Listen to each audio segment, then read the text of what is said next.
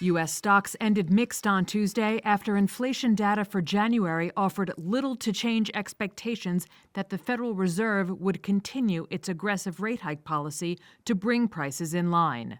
The Dow finished down about 0.5%, the S&P dipped fractionally, and the Nasdaq climbed nearly 0.6%.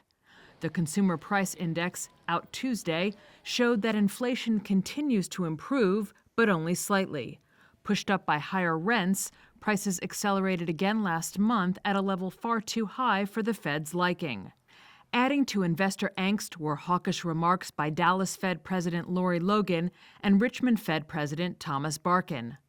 Barkin said the Fed needs to prioritize quashing inflation over risks to U.S. economic growth. But Mark Newman, chief investment officer at Constrained Capital, said too many Fed speakers may be confusing investors. It's as if we bounce from one Fed speaker to the next and what they say and hang on every iteration.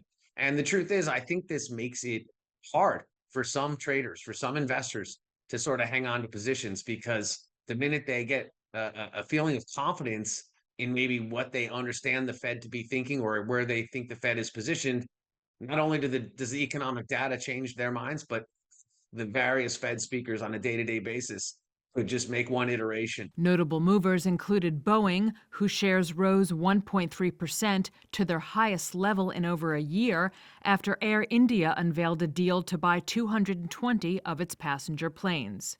Coca-Cola slipped 1.7% despite a strong full-year profit forecast.